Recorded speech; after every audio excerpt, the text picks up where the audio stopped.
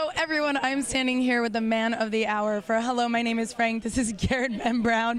Hello, and thank you so much for joining me. Thank you, Andrea. Yeah, great to be here. I'm such a huge fan of yours. Really? Yeah, I really am. Like, I love all the roles you do. You're a very recognizable character. And when they list you as like kick-ass and all, I'm like, he's done so much. You have no idea. You really have. So you're an incredible actor. Thank you. Thank you. Appreciate that. So I have to know what drew you to this role specifically by playing Frank, a man who has Tourette's. Yeah. Well, it's a huge challenge. I mean, it was kind of like when Dale presented it to me. Originally, he was going to be a Vietnam vet, and that was material I was actually working on because I have a project of my own that I'm working on. And then he came back a month later and said, no, this guy has extreme verbal physical Tourette's. And I went, wow. And then I read the script and I saw where he was going with it, and the complexity of Frank's character, but also the development of all the each of these main four characters. You really do travel. All of them have nice arcs, and it's really kind of a great journey kind of movie. And I thought, wow, I really want to be a part of this. And also Dale, I mean, he came to me, he honored me with this role, which is like, it was an enormous responsibility, but a great honor and privilege. And and also we just finished working together on a wonderful short called Hard to Come By. Had a great time on that together, and he's just a real, he's really become a really close friend. So, I mean, how could I resist? It was just one of those, and it really is. It's been like, for me in film, it's the role of a lifetime. Because I did a character on stage, a play called The Passion, Bright Boy, The Passion of Robert McNamara, which was like a King Lear on stage. But I've never had this kind of opportunity to dig into a character, for a full-length feature. So this was a real treat. Yeah, that's pretty incredible. And it's nice to hear that a director and actor working together, and he still comes to you and says, hey, be my leading man. Yeah, I know. No, it really, I kept thinking of, not to get too inflated here, but I kept thinking of Scorsese and De Niro, like that kind of thing, where they develop a friendship, but they also start to create roles and films together, Isn't that every actor's dream to have that? It is. It really is. And also, I have to say, it's like my daughter, I did a film, her husband is a filmmaker, and my career was very slow, like about 10 years ago. I'd go to visit them, and she'd say, oh, Greg's got this movie that he's written, Dad, would you play this role? And it was like they kind of revived my career. And then to be an older actor in Hollywood and have someone come and say, we really want you, that's pretty special.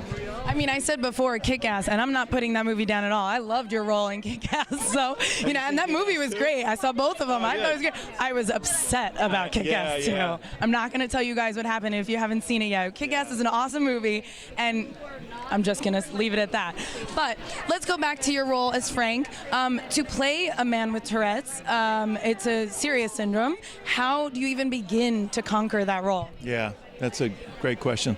It was pretty intimidating initially, and Dale had sent me the link for this documentary about a man named John Davidson. It tracks him when he was 15 years old and was diagnosed and was dealing with the syndrome, and then he's in his 30s, and it's a great documentary, and he's a real special man, and.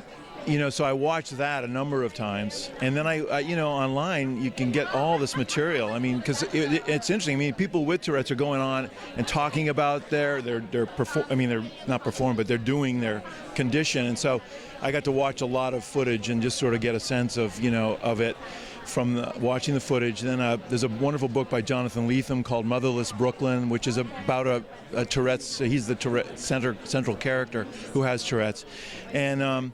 Just reading up on it a lot, and then I have my son-in-law has a mild form of Tourette's. I sent the script to him to kind of vet it.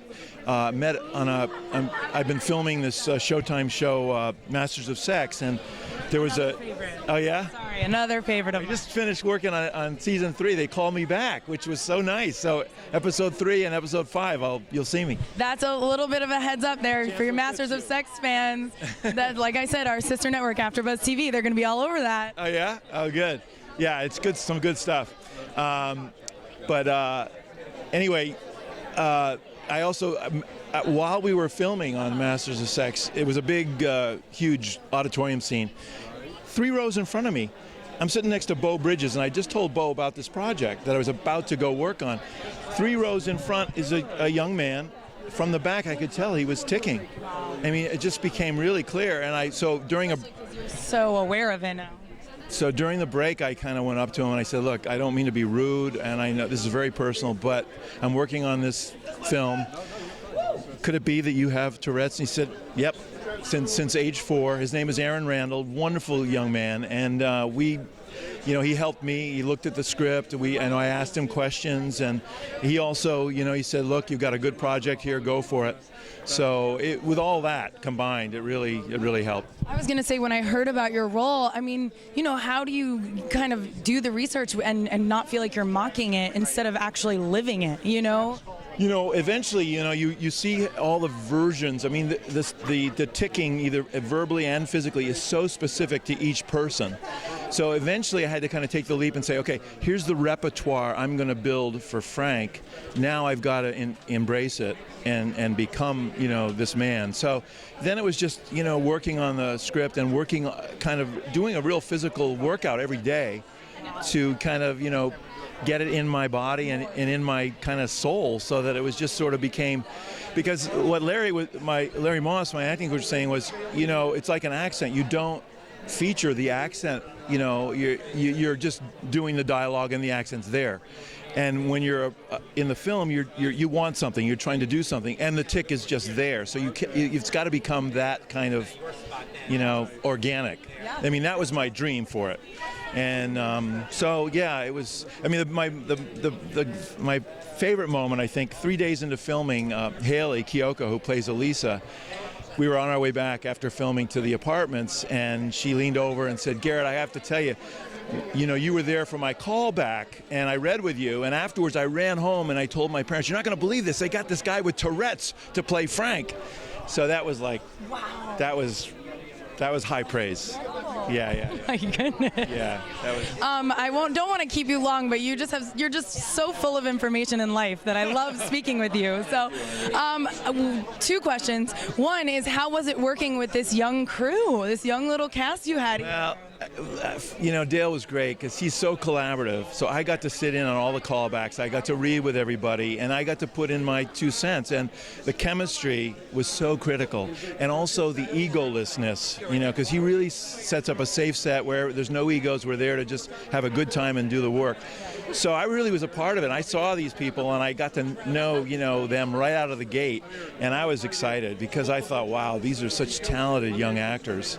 So they kept me on my game, Yeah, it was good. That's so great to hear. And just last question, what do you have coming up that we could all look out for you for, aside from Masters of Sex? Yeah, with Masters of Sex, and then I just began work on this new Ryan Murphy miniseries, American Crime Story, The People versus O.J. Simpson, and I'll be playing Nicole Brown Simpson's dad.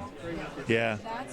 Yeah, so it's great. It's a great cast. I the other day just met John Travolta and Cuba Gooding Jr., and I'm going like, oh my God, I'm like a fan. Yeah. We all are. That's why we do this business. I know. It's great. It's great. Garrett, you are a delight. Congratulations on the film, the role of a lifetime, and it was so lovely to meet you. Thank you. Same here.